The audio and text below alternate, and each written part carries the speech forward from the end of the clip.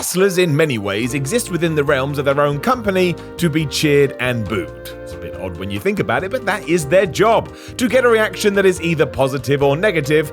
I love thinking about that. Somebody calls you a piece of trash, and when you get backstage, you're really proud and you phone your mum. Given the modern world, social media, and the ever-evolving industry, though, the line has been seriously blurred to the point fiction mixes with reality.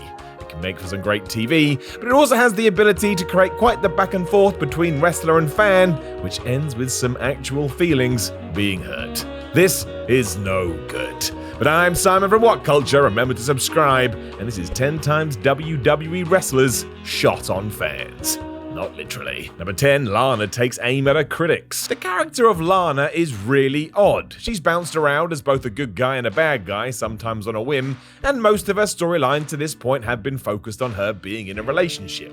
Rusev, Dolph Ziggler, Bobby Lashley. Those kind of ideas are always dangerous because if you don't get the balance right, fans will let you know, and man did they ever hear. Thing is, Lana isn't afraid to fire back, often calling renegade tweeters nothing more than cowards hiding behind their keyboards. She even shut someone else down who said she couldn't wrestle by letting them know she's a black belt in judo, Muay Thai, and jiu-jitsu. No idea if that's true, but it sounds great. As always, this entered creepy territory when she received an Instagram message asking whether she's bothered that people are invested in the fact she's hot rather than her persona. Good for the former ravishing Russian, though. She shut that fool down by saying she's creating compelling stories, which means she doesn't have to wrestle every day. Fair play. Number 9, David Arquette defends sports entertainment. David Arquette was the WCW champion. Right or wrong, we can't get away from it, and it only takes one Google search to realize that he thought it was a stupid idea too, but also he's a proper wrestling fan.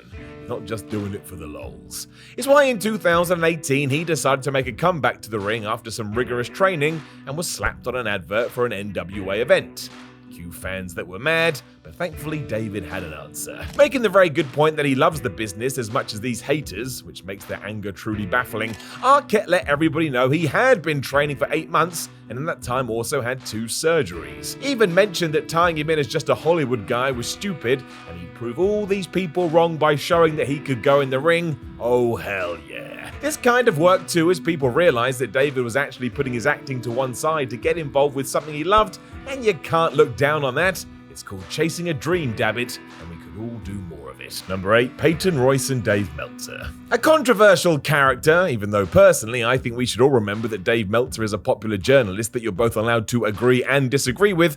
There was a very unfortunate situation between he and Peyton Royce after she was moved to the main roster. Discussing this shift, Meltzer said that Peyton isn't really standing out as much as she was in NXT, and that she was a lot lighter then. There is no excuse for that. That's poor form however you want to spin it. Of course, Dave had his supporters, but many were very upset by this, including Peyton herself, who tweeted the man asking what he'd like her to do, finishing it off by sarcastically asking if she should starve herself. The wrestling community rallied around the iconic one, including Renee Young, who suggested on large, we should be setting better examples than this. She was correct. To his credit, Meltzer did apologize and even told fans not to try and defend what he said because he was wrong, which he was. Just don't comment on anybody's weight ever, it's a good rule of life. The highlight was that Royce was able to showcase herself as a genuine inspiration for young female fans who may not have had the confidence to speak out against things like this. She was right to do so. Kevin Owens goes after Sabrina the Teenage Witch. Well, that's weird, isn't it? Do you remember Melissa Joan Hart? She of Sabrina and Clarissa Explains It All fame. Well, she's a huge wrestling fan. As such, she felt the need to weigh into a debate on Twitter, so in 2015 said she thought Kevin Owens was a lazy wrestler. Oh boy. During a time where KO would just ruin people online, he quickly responded that the reason for this was due to him watching one of her shows recently, and he's found himself in a slumber ever since. Shots fired. Rather than realize she was wrong though, Hart carried on and actually said that Owens wasn't athletic. I mean, that is genuinely mad. Fans rallied to his defense with gifts aplenty, and I would guess this blew up Kevin's timeline so much he removed himself from it and blocked her.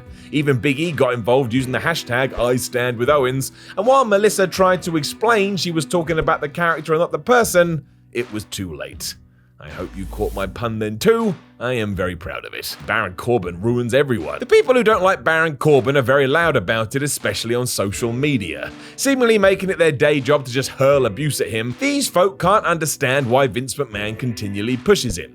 Likely because he's become very good at winding the WWE universe up. Way back in March 2019, during an interview with Corey Graves, Corbin outwardly called such individuals neckbeards who shout at him as he can only do 4 moves. The King made it clear he actually knows hundreds, but sticks to 4 because it irritates these morons. Gee whiz. 1 year later, he caused another stir when finding himself at the center of a debate about heat. And what did Baron say? That these guys don't have a clue and spend all their time dropping Doritos crumbs down themselves while just reading whatever the internet says. Now, to be fair, there is some truth in what Corbin was going on about. He just delivers it in the most savage way possible. Number 5, Eva Marie has a rude suggestion. Eva Marie's WWE career was nuts. She was on Raw, SmackDown, and then sent back to NXT, a star of Total Divas. The powers that be clearly wanted to try and make this work, and while there were hints that it could, a lot of fans were adamant that she was rubbish and should be told.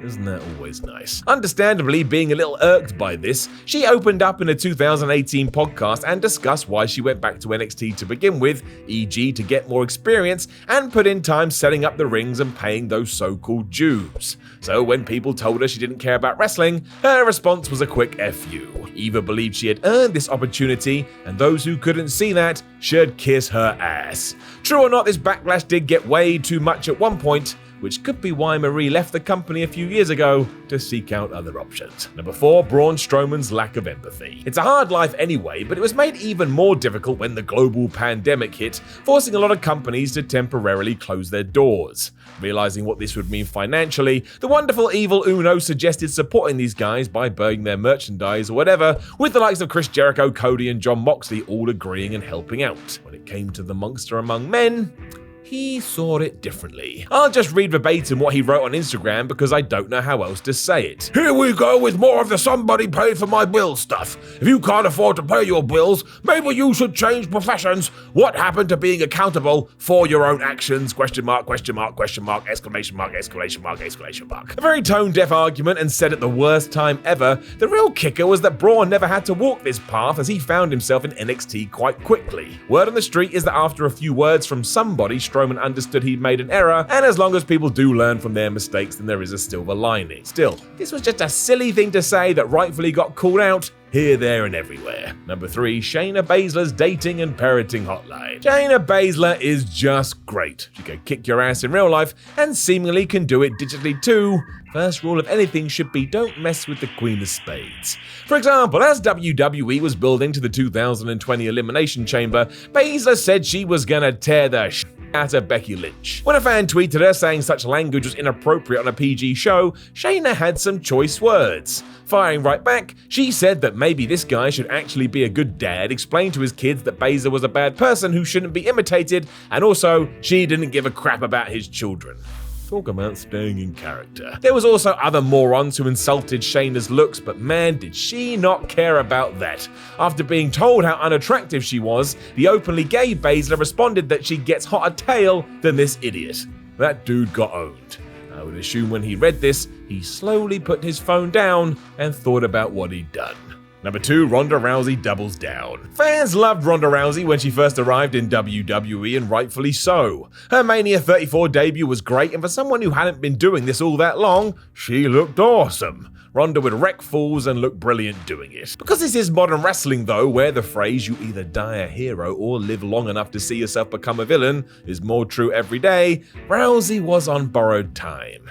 Enter Survivor Series 2018. After a brutal match with Charlotte Flair, the fans decided they didn't like Rousey anymore and booed the hell out of her. She was clearly visibly upset by this and was a big reason why after WrestleMania 35, she went away. Who needs that? She likely mused. In case you weren't too sure, she let everyone know during an appearance on Steve-O's podcast where she said that the fans were ungrateful, and at the end of the day, she was like, all of them. Sorry, Mum. Rousey sparked these fires massively when the next day she tweeted out that these fans she was referencing would also be ruined in a real-life fight, and they should just shut up. Somebody push the nuclear heat button. Number 1, Goldberg calls fans assholes. What was my dad thinking? A tried to ask him over breakfast, but to no avail. He didn't want to discuss it. But in an interview that aired in 2020, so it's not like it's from back in the day, Bill just said that a lot of fans are assholes. That's a direct quote. Going on to accuse them of only making such noise at events because they want to be part of the show, which is not the point,